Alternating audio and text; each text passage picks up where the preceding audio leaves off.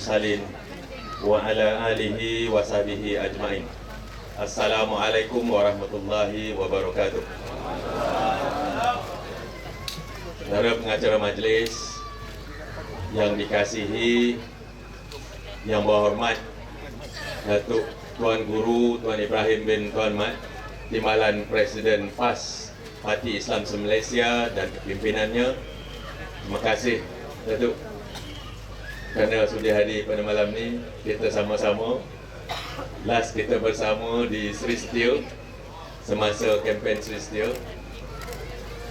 Yang berhormat rakan-rakan daripada UMNO dan Barisan Nasional, seterusnya datuk-datuk, pendatin, tuan-tuan, para hadirin hadirat yang dirahmati Allah sekalian. Syukur Alhamdulillah kerana pada malam ini kita dapat sama-sama dalam satu majlis. Sebentar tadi kita dalam majlis ilmu selepas solat maghrib, kita dapat tazkirah daripada kita punya penceramah Dr. Zamri. Semalam kami bersama di satu pentas di Beranang.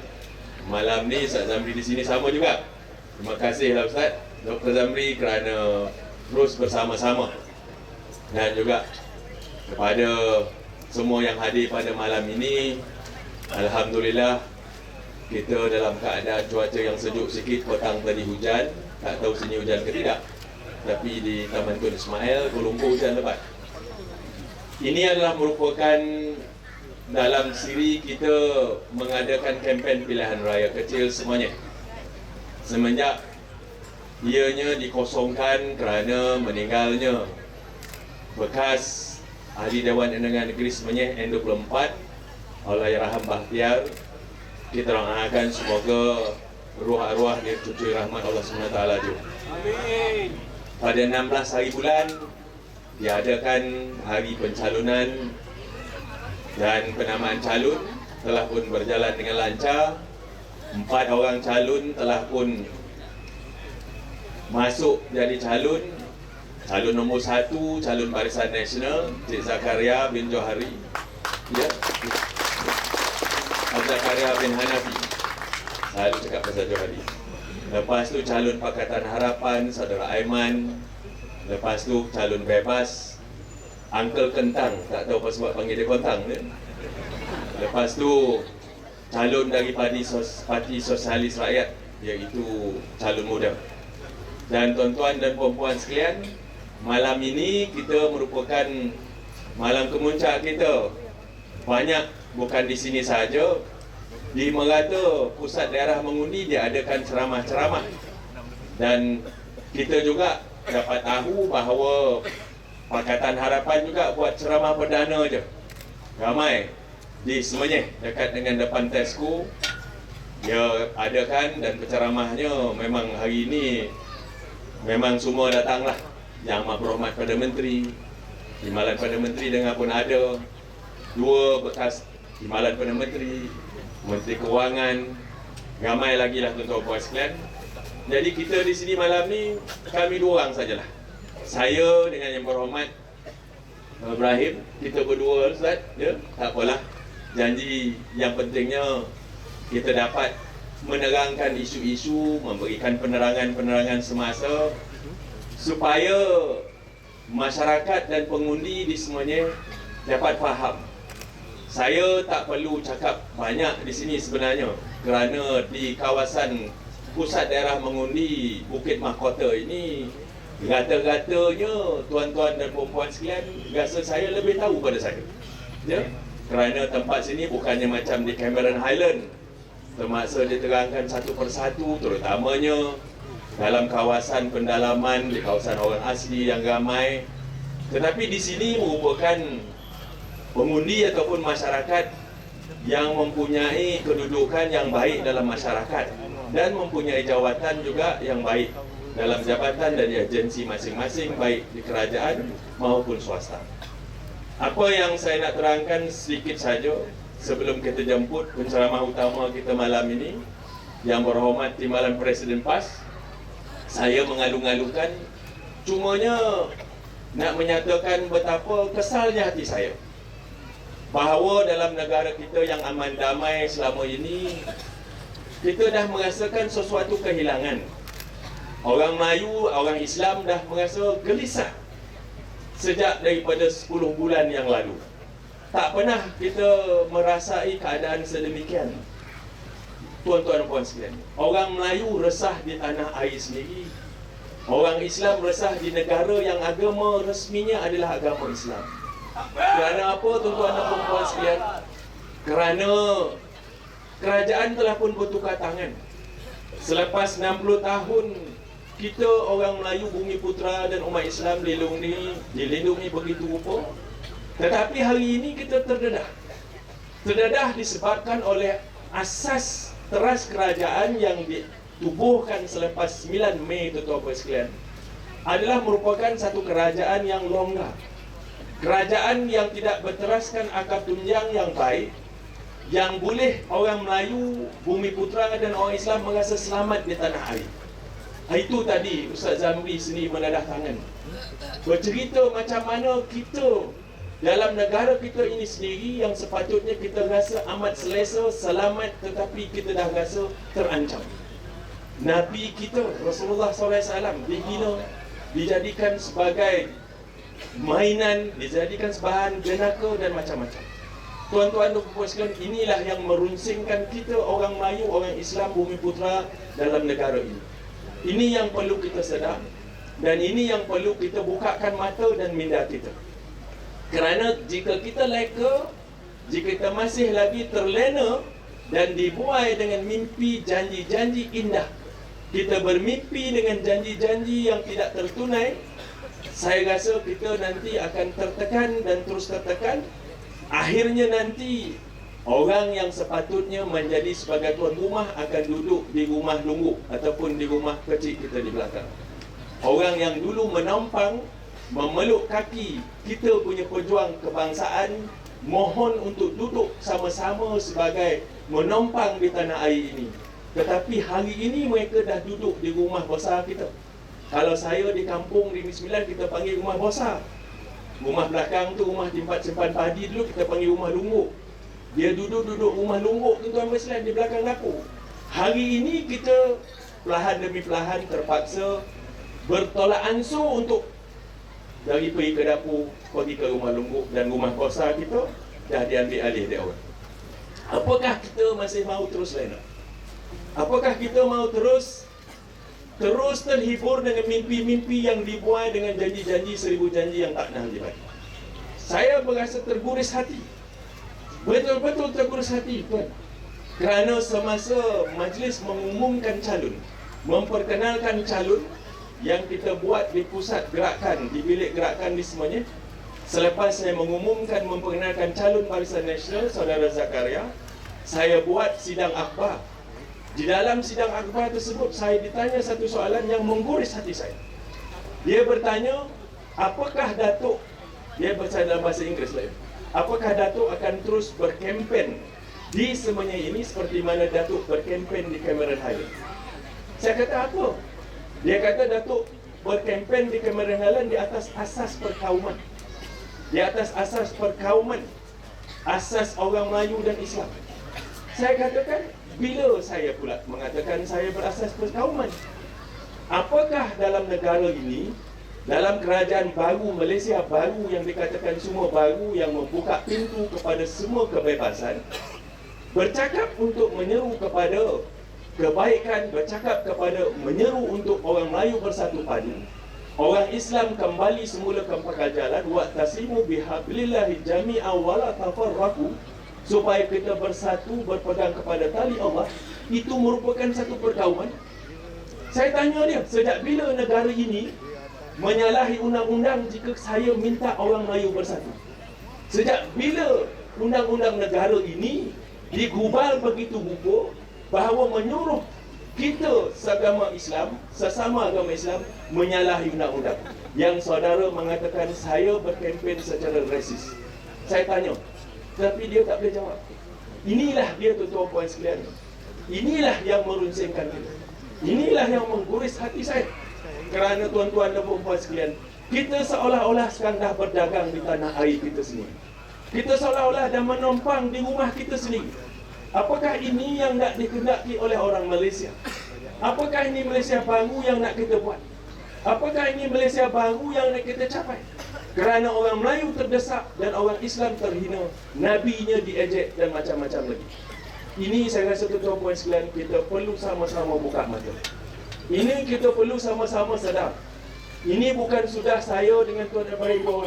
Ini tak sudah dek Tuan Guru Datuk Abdul Hadi Awang. Tak sudah dia yang di atas. Ini kita mesti sama-sama. Mari kita berganding bahu. Mari kita berpegang tangan. Mari kita bersilaturahim. Supaya mulai daripada sekarang, orang Melayu seagama Islam mesti bersatu padu dan pastikan kita dapat semula mengadu masalah. Tuan-tuan dan puan-puan sekalian, saya bukan rasis. Saya tak pernah rasis. Saya selalu bercakap betapa bertuahnya kita orang Malaysia. Hidup dan lahir dalam negara yang bertuah aman damai ini. Berbilang kaum, berbilang bahasa, berbilang budaya, berbilang agama. Kita dah duduk lama 60 lebih tahun kita bina bersama negara ini. Tak pernah kita rasa tak selesa seperti apa yang kita rasa sekarang. Tak pernah kita rasa terancam seperti mana kita rasa sekarang. Bukan kerana kita tak ada kuasa, tuan-tuan sekalian. Bukan kerana kita dah hilang kuasa. Tetapi disebabkan oleh perangai dan kelakuan dan dasar yang diambil oleh kerajaan sekarang, Angkatan Perkhidmatan Harapan 29 memang tidak boleh menjamin masa depan orang Melayu dan agama Islam di tanah air sini. Kalau ini cara dia, tuan-tuan puan sekalian, Pak kata tadi Dr. Zamri, patutnya rumah urut dan rumah-rumah pusat hiburan di Kuala Lumpur ditutup. Tetapi yang menjadi tajuk utama nak menutup kelas-kelas dan sekolah-sekolah tahfiz. Tahu tak dia, tuan-tuan puan sekalian, bahawa semasa Kerajaan Barisan Nasional, saya salah seorang jawatan kuasa, kita dah hampir-hampir nak bawa ke Parlimen, iaitu untuk menggubal satu rang undang-undang dasar tahfiz negara. Kita nak buat dasar tahfiz negara. Kita nak bagi peluang segala sekolah, segala institusi ada pelajaran tahfiz, tuan-tuan puan sekalian, supaya dapat anak-anak kita, dapat warga mereka Malaysia yang nak belajar tahfiz ataupun mengikut ajaran tahfiz dapat mengikuti kelas-kelas tahfiz. Tetapi mereka nak tutup kelas tahfiz kerana satu dua perkara yang berlaku, maka nak ditutup semua kelas tahfiz. Tuan-tuan dan puan-puan sekalian, saya pun heran. Saya heran nak menyatu padukan orang Melayu, nak menyatu padukan bumi putera Melayu dan agama Islam seagama sebangsa. Kita ditekan begitu rupa. Kita dipanggil parti KP, kita dipanggil macam-macam. Sampaikan tuan-tuan dan puan-puan sekalian, hari ini kita baca begitu, Parti Islam se-Malaysia PAS telah pun ditutup akaun, dirampas harta dan macam-macam. Apakah ini Malaysia baru yang nak kita capai? Apakah ini yang dijanjikan dulu bahawa kebebasan bersuara, kebebasan untuk berpolitik, kebebasan untuk beragama telah dapat kita capai? Itu lain cerita yang janji yang tak dapat mereka tunaikan. Janji yang melenakan orang. Janji yang begitu lemak, manis dan merdu, menyebabkan ramai terpikat kerana disebabkan oleh janji-janji tersebut, sehingga jatuhnya kerajaan yang ditunjangi oleh orang Islam, kerajaan yang ditunjangi oleh orang Melayu. Hari ini tuan-tuan puan sekalian, kita tak boleh katakan bahawa kerajaan hari ini kerajaan Melayu ataupun kerajaan Islam. Walaupun Perdana Menterinya Perdana Menteri Melayu yang amat berhormat Tun Dr. Mahathir Mohamad tidak lagi mendapat mandat yang kuat, mandat yang penuh seperti mana dia pernah mendapat mandat pada masa dia menjadi Perdana Menteri keempat dulu. Kerana apa, tuan-tuan sekalian? Kerana beliau datangnya dari parti yang tidak mempunyai kerusi yang banyak. 13 kerusi semasa beliau dilantik menjadi Perdana Menteri. Bahkan beliau sendiri menyatakan nak melantik jawatan Perdana Menteri mesti juga mendapat sokongan dan mendapat kelulusan daripada DAP. DAP lah, tuan-tuan puan sekalian, yang sekarang ini menjadi sebagai tukang karut kepada wayang kulit Kerajaan Pakatan Harapan yang sedang mentadbir negara ini. Apa saja, tuan-tuan puan sekalian, apa saja yang nak dibuat mesti mendapat kelulusan daripada DAP, iaitu Majlis Presiden Parti-Parti Pakatan Harapan. Jadi inilah dia, tuan-tuan puan sekalian, inilah masalah yang sedang kita hadapi.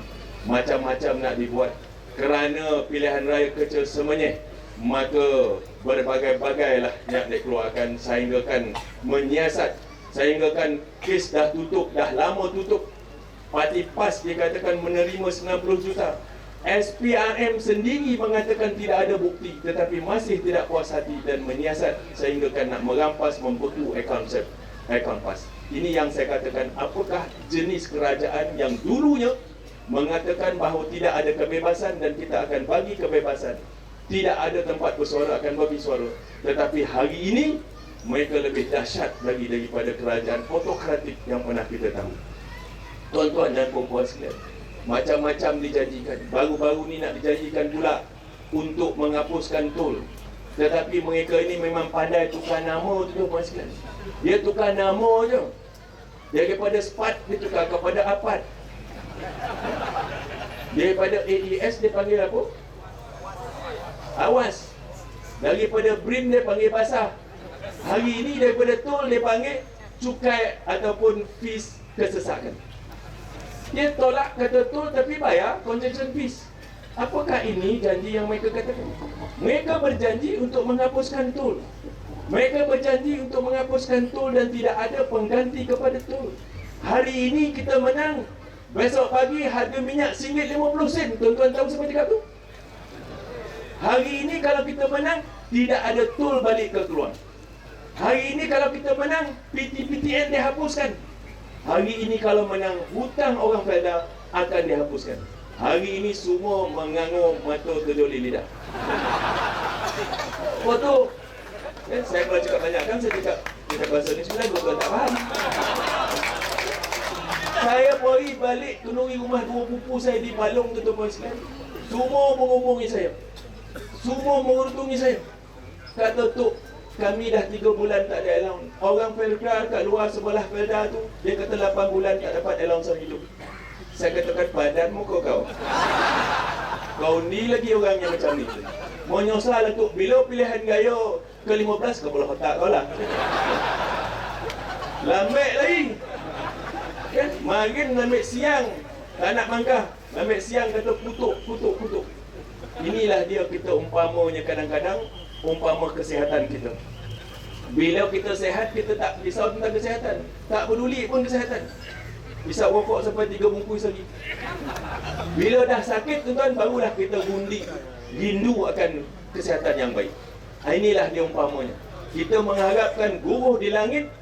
Hari ini hujan panih pun tak turun, tuan-tuan sekalian. Tampayan dah kita pecahkan. Hanyut. Sekarang ni semua menyosah. Dekat semuanya saya jaga beranang 3 peti undi. Sesapan Batu Gombau, sesapan Batu Minangkabau dan Sungai Jai. Semua pening kepala. Sebab apa? Dalam bajet 2019, bantuan ataupun bajet kepada Kementerian Luar Bandar 50% dipotong. Maknanya 50% dipotong. Kementerian Luar Bandar ni apa makna, tuan-tuan sekalian? Siapa yang duduk di luar bandar? Apa yang dia ada di bawah luar bandar? Di bawah luar bandar, petani, nelayan, pesawah dan macam-macam. Itu yang dipotong 50%. Siapa dia? Ialah orang Melayu. Kementerian Melayu dipotong 50%. Sebab kata tak ada duit. Sebab kata tidak ada duit, tak cukup. Sebab hutang 1 trilion. Saya tak pernah tengok di mana datangnya angka 1 trilion. Saya duduk sebagai Jawatankuasa Keuangan Negara, sebagai Menteri Besar Negeri Sembilan dulu. Setiap 6 bulan sekali kita duduk. Kerana setiap 6 bulan sekali kita lihat akaun. Setiap 6 bulan sekali pula akaun bank negara kita dilihat dan diteliti oleh Bank Dunia, diteliti oleh IMF. Tak ada pun menyatakan bahawa hutang kita sampai 1 trilion. Yang ada cuma 685 bilion. Tetapi dia tak cakap, dalam masa yang sama, kita punya reserve luar negara sebanyak 400 lebih bilion. 411 bilion. Jadi apa ada hal? Jadi tuan-tuan puan sekalian, inilah cara nak mengabui mata kita. Ini caranya mengatakan tak ada duit, habis duit ada. Dan dibuatkan bajet yang begitu besar dia punya defisit kali ini. Saya tak risau sangat tuan-tuan puan sekalian kalau bajet kita defisit, kalau saya boleh sentuh sikit kewangan. Tetapi tuan-tuan puan sekalian, untuk pertama kalinya negara kita sekarang ni defisit dari segi kita punya trade defisit. Double jeopardy, tuan-tuan puan sekalian. Defisit bajet tak apa, sebab kita nak buat, kita sendiri yang buat. Tetapi kalau trade defisit, maknanya kita beli banyak barang daripada kita ekspor, kita membeli barang orang banyak daripada orang beli kita punya barang, kita punya current account tak cukup, tuan-tuan puan sekalian. Itu sebabnya habis digabung je sekarang. Petronas digobek 30 bilion. Harta tabung haji 9 bilion tuan-tuan sekalian digobek begitu saja. Khazanah kita dijual 8 bilion. IHH ni lah tuan-tuan sekalian syarikat yang menguruskan pengurusan hospital yang terbesar di negara kita, kedua terbesar di Asia selepas negara China. Ada berapa banyak hospital di bawah IHH, di bawah Khazanah, termasuk Pantai, Gleneagles, semua di sini. Di Singapura, hospital Mount Elizabeth yang terkenal itu adalah kepunyaan kita. Dia kata Melayu malas. Sebenarnya semuanya diurus oleh anak Melayu. 10 buah hospital di India, 12 buah hospital di Turki. Tetapi dijual begitu sahaja tanpa ada tender terbuka. Dijual 8 bilion kepada Mitsui Corporation. Apakah ini yang dia katakan dulu kita akan menjadi kerajaan yang tulus? Saya kata tak. Baru-baru ini dijual pula Telekom Malaysia kerana tak ada duit kerajaan nak ambil pada Telekom. Kerana nak bayar dividen 1.8 bilion, iaitu pegangan saham 31% TM Axiata dalam syarikat Telekom Singapura. Satu syarikat pegangan yang amat menguntungkan sekali. Tuan-tuan berjalan duit dah tak ada. Kerana apa? Kerana terlampau pandai. Kerana apa? Kerana dia kata kita buang GST, harga barang akan turun. Kita dah kata dah, tak disebabkan oleh GST harga barang ni naik. Harga barang naik kerana disabotaj oleh peniaga. Mereka tak percaya. Lepas tu tuan sekalian, buang GST 6%, masukkan SSC 10%, termasuk pula ada pula yang mengenakan service charge 6%. Tuan-tuan bayangkan. Yang paling mendatangkan musibah ialah bila tidak ada GST, GST ini dibayar oleh syarikat setiap bulan kepada Kementerian Kewangan, kepada custom. Kita mempunyai aliran tunai cash inflow kita 5 ke 7 bilion setiap bulan. Bila 3 bulan tak ada cukai, tuan-tuan sekalian, kita kekeringan. Kantung kita, akaun kita kering hampir 20 lebih bilion. Bayangkan macam mana negara nak diurus pada ketika itu. Inilah kepandaian orang. Kepandaian yang mengatakan bahawa dia pandai, dia akaunten bertoliah. Rupa-rupanya dia cuma mendaftar untuk belajar jadi akaunten bertoliah. Banyak macam tu rupanya dalam kajian Pakatan Harapan. Kau belajar dekat Cambridge tetapi tak ada apa-apa. Inilah rupa itu tuan-tuan sekalian yang sedang menghantui kita. Ekonomi negara kita menghadapi masalah besar. Untuk pertama kali selepas 2009 tuan-tuan sekalian, kita sekarang berada dalam deflation. Ini laporan Bloomberg. Bloomberg mengatakan Malaysia sekarang berada masuk dalam keadaan deflation. Deflation ini adalah berlawanan dengan inflation. Deflation ini maknanya banyak barang tapi tidak ada permintaan. Apa maknanya? Maknanya tuan-tuan sekalian, kuasa beli rakyat Malaysia telah pun jatuh merudum. Orang banyak hilang pekerjaan, pendapatan banyak hilang, kilang-kilang banyak mengurangkan pekerjaan, ada yang tutup. Dan saya jangkakan akan banyak lagi pengangguran akan berlaku di negara kita. Itu sebabnya banyak penawaran daripada permintaan. Itu dipanggil deflation. Kalau tak betul tuan-tuan sekalian, deflation ini akan mengakibatkan satu keadaan yang amat teruk kepada ekonomi negara kita. Betul harga barang akan turun, tetapi bukan disebabkan oleh efisiensi. Bukan disebabkan oleh peniaga nak menurunkan harga barang, tetapi harga barang terpaksa turun dengan sendiri kerana tidak adanya permintaan. Tidak adanya permintaan kerana tidak ada kuasa beli rakyat Malaysia, tuan-tuan sekalian. Ini yang penting. Jadi saya harap supaya kita sedar, walaupun kalau menang, insya-Allah tuan-tuan sekalian, dengan berkat kita bersembahyang hajat dari Allah Taala, makbulkan doa kita menang di semuanya, tak akan menukar kerajaan di Selangor. Tetapi saya nak bagi tuan-tuan sekalian, mari kita sama-sama jadikan pilihan raya kita semuanya ini sebagai satu referendum rakyat Selangor, referendum rakyat semuanya, referendum rakyat seluruh negara. Kita ikut abang-abang kita, orang asli dan orang-orang kampung di Cameron Highlands, untuk menyatakan tidak puas hati kita kepada kerajaan Pakatan Harapan yang menipu, yang berbohong. Dan betul lah apa yang seperti kata Datuk Tuan Ibrahim mengatakan, kerajaan yang ditubuhkan di atas fitnah dan azab tidak akan lama. Dia akan jatuh di atas fitnah di sini. maka fitnah dia itulah yang akan memakan diri dia, pembohongan itulah yang akan memakan diri dia. InsyaAllah kita berdoa kepada Allah Ta'ala supaya keadaan negara kita bertambah pulih. Dan insyaAllah selaku yang diberi tugas memimpin UMNO, saya telah pun membuka pintu bersama-sama dengan kepimpinan sahabat kita PAS untuk bekerjasama kita. Tak ada jalan lain, tidak ada cara lain, dan saya tidak nampak ada resipi ataupun formula lain untuk menyatu padukan orang Melayu di tanah air ini, menyatu padukan umat Islam di tanah air ini, selain daripada dua parti Melayu terbesar, UMNO dan PAS, mesti bekerjasama. Hari Selasa, hormat kan? Kita akan bertemu. Ada sahabat Datuk KPD yang berhormat, Setu Satu. Kita akan bersama. Yang berhormat Datuk Tuan Ibrahim dan Datuk Takiuddin akan mengepalai rakan-rakan daripada PAS. Saya akan mengepalai rakan-rakan daripada UMNO. Kita akan duduk bersama untuk menyusun atur gerak kerja dan term of referendum kita. Maka kita tidak akan memandang ke belakang lagi.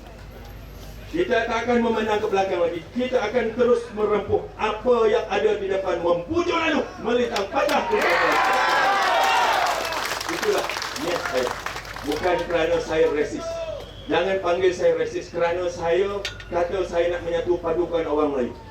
Jangan kata saya resis kerana saya nak menyatukan orang Islam bersama dengan rakan-rakan yang lain. Itu bukan. Itu hak kami. Hak kami, tanah air kami. Kami berhak untuk bersatu padu. Orang Islam mesti bersatu, tuan-tuan dan puan-puan. Jangan terlampau biadab. Banyak yang dah biadab sekarang. Tetapi tak apa. Yalah, kita dah hilang kuasa tu. Biasalah orang dah hilang kuasa. Duduk pun nanti akan bers. Tak ada apa-apa. Jangan risau. Tak lama dah tu lepas kan. Habis lama pun saya rasa lagi 2 tahun. Habis lama 2 tahun. Saya yakin atuk kita tak akan bagi. Dia tak akan bagi nombor selain. Kan? Susah-susah besok dia panggil pilihan raya baru. Kita bersiap daripada sekarang. Ya?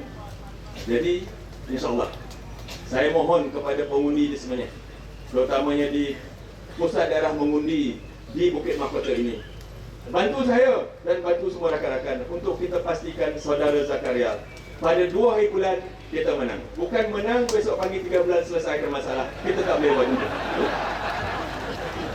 Itu cerita dia belajar sama maha guru dia. Kita tak kata kita menang 2 bulan selesaikan masalah 3 bulan. Itu semua mangkuk ayun punya janji.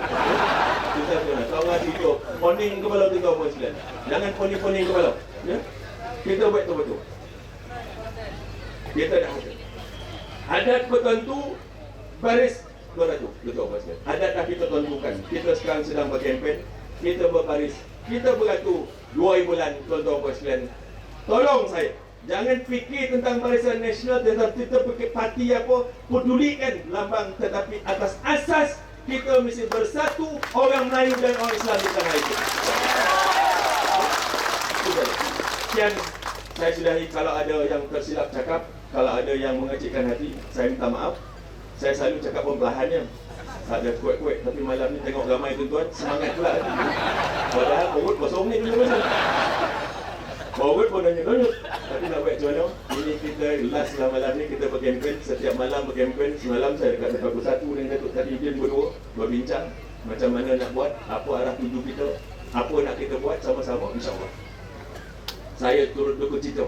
Kalau betul seperti apa yang dilaporkan oleh Akbar, mengatakan akaun PAS dibeku, harta PAS dirampas, saya amat kecewa dengan kerajaan Pakatan Harapan yang cakap tak suka bikin tuan-tuan sekalian. Sekian wabillahi taufik. Assalamualaikum warahmatullahi wabarakatuh.